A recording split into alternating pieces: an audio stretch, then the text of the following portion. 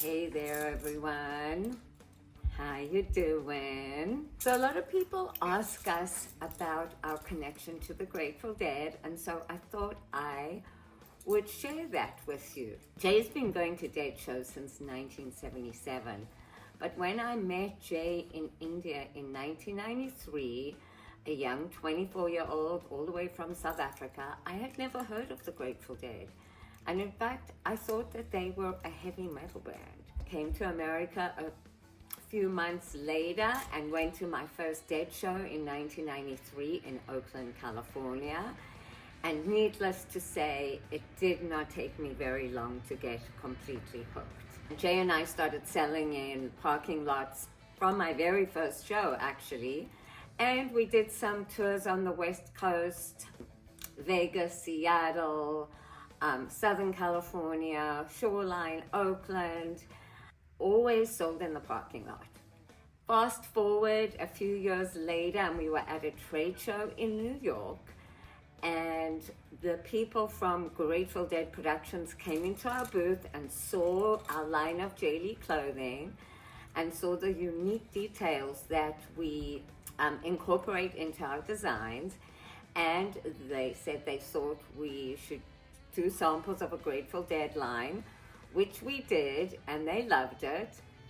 And in 2013, we became Grateful Dead licensees. So we've been licensees for 12 years now, and we really love to incorporate the skills that we see in Nepal into our design. So a lot of razor cut, a lot of embroidery, a lot of hand stitching, a lot of handiwork. We incorporate that into our designs because that kind of skill does not exist in other countries. You don't see the same level of craftsmanship with the razor cut, the stitching, the handiwork that we do in Nepal. So we still are licensed today, and every year we create a new line of Grateful Dead items for both men and women.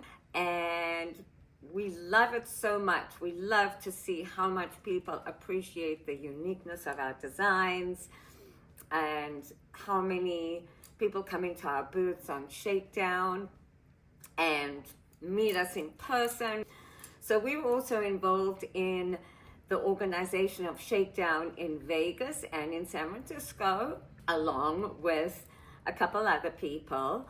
And those were just so amazing, such a huge success, not just for the vendors who were there selling, but for the people who were coming to the shows to have a Shakedown that really felt like the old days. And we get it. It's not typical of the old day Shakedown, for sure. It's not renegade. When you go to a city like Las Vegas or San Francisco, it's not a renegade setup like a regular tour is. So the only way it was possible to make it happen is to have an organized Shakedown. And within that structure, we did the best we could to make it feel like a real Shakedown, with musicians playing, with art, with vendors, with food. We understand that some people had a hard time accepting that this was how Shakedown was going to be. But we really felt like it was important to have some Shakedown rather than no Shakedown. So to all of those of you who supported our Shakedowns by coming to Vegas and coming to San Francisco, thank you. It means the world to us as the organizers of it, and it really means the world to our vendors who put so much love and energy into their designs, into their art. And to have people come to our Shakedown and appreciate that and support the vendors means the world to all of us. So don't forget, we're out here in Point Reyes Station in the beautiful Highway 1 town. We have a storefront, and we love meeting people in person.